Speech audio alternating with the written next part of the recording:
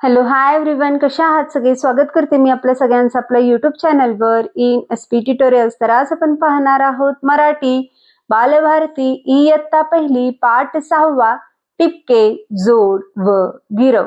खाली काही टिपके देण्यात आलेले आहेत, त्यांना काय करायचं आहे? आपल्याला जोडायचं आहे आणि गिरवायचं आहे. चला तर पाहून घेऊया. बघ, गिरव व काढ. तर येथे आपल्याला बाजूला चित्र दाखवण्यात आलेलं आहे. त्या चित्रावरून इथे आपल्याला टिपके जोडून आणि त्यांना गिरवून घ्यायचं आहे आणि त्या टिपक्यांवरून काय तयार होईल हे सुद्धा इथे आपल्याला समजून घ्यायचं आहे. तर बाजूला इथे रस्ता दाखवण्यात आलेला आहे. रस्त्याच्या आत आपल्याला पांढरी रेषा दिसून येत आहेत. ही जी पांढरी रेषा आहेत ती कशी आहेत? आडवी आहेत. काय आहेत? आडवे आहेत. तर इथे सुद्धा आपल्याला आडवे टिपके देण्यात आलेले आहेत. जेव्हा या आडव्या टिपक्यांना आपण गिरवतो तर एक रेषा तयार होती. त्या रेषेना आपण येथे आडवी रेषा असे म्हणतो. काय म्हणतो याला? आडवी रेषा असे म्हणतो. तर ह्या आडवी रेषांना इथे आपल्याला काय करायचं आहे? गिरवत गिरवत म्हणत म्हणत लिहून घ्यायचं आहे. पुढील चित्रात आपल्याला येथे झाड दाखवण्यात आलेलं आहे. झाडावरून फळ कुठे पडत आहे? खाली पडत आहे. तो फळ कसा पडत आहे? तो फळ खाली पडत असताना सरळ पडत आहे. जेव्हा टिपक्यांना आपण रेषाने जोडतो तेव्हा आपल्याला एक रेष दिसून येते. त्या रेषेला इथे आपण उभी रेघ असे म्हणतो. काय म्हणतो? उभी रेघ असे म्हणतो. तर हे गिरवत गिरवत मुलांकडून ह्या रेघांची नाव उच्चारून घ्यायचं आहे. याला उभी रेघ असे म्हणतात. बाजूला शिडी आहे. ही शिडी कधी पण भिंतीला लावत असताना आपण तिरपी लावतो. काय करतो? तिरपी लावतो. आणि आपल्याला बाजूला ठिपके सुद्धा देण्यात आलेले आहेत. ठिपक्यांना जेव्हा आपण जोडतो तेव्हा आपल्याला एक रेघ तयार दिसून येते. त्या रेघेला आपण तिरपी रेघ असे म्हणतो. काय म्हणतो? तिरपी रेघ असे म्हणतो. दोन प्रकारचे रेघ असतात तिरपीमध्ये. एक या बाजूने असतो तर हा या दुसऱ्या बाजूने असतो. या दोघांना सुद्धा तिरपी रेघ असे म्हणतात. तर खाली आपल्याला बांगडी दाखवण्यात आलेली आहे. तर बांगडीचा आकार कसा आहे? गोलाकार आहे. काय आहे? गोलाकार आहे. जेव्हा टिपक्यांना आपण इथे जोडतो तर इथे आपल्याला गोल वर्तुळाकार दिसून येतो. तर याला गोल असे म्हणतात. काय म्हणतात?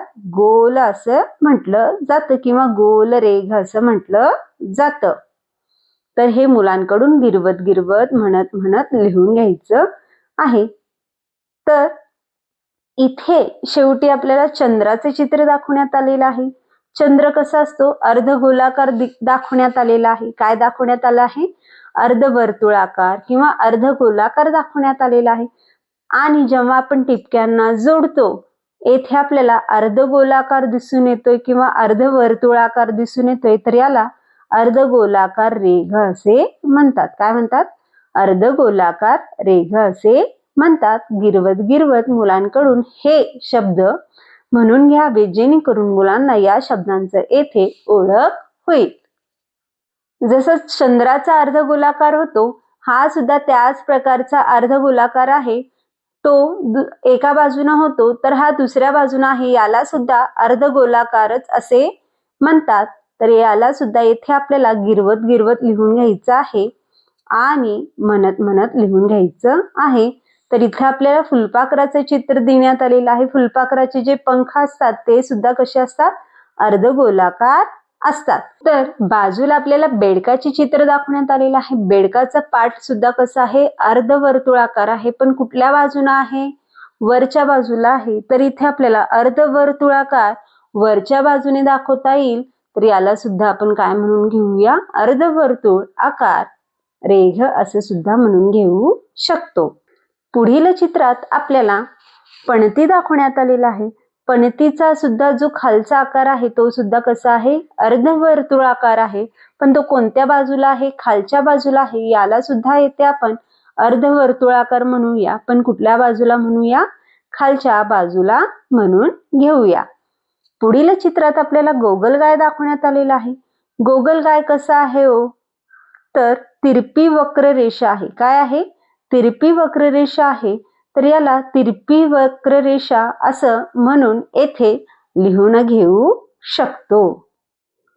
तर शेवटच्या चित्रात येथे आपल्याला मधमाशीचे चित्र दाखवण्यात आलेले आहेत. त्याचे जे पंख आहेत ते कसे आहेत, तिरपी वक्र रेषा आहे, याची सुद्धा कुठल्या बाजूला आहे, बाहेरच्या बाजूला आहे. याला सुद्धा आपण तिरपी वक्र रेषा असेच म्हणून हे गिरवून घेऊ शकतो.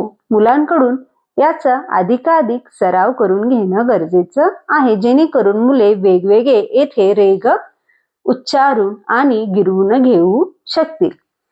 पुढे कृती देण्यात आलेली आहे पहा.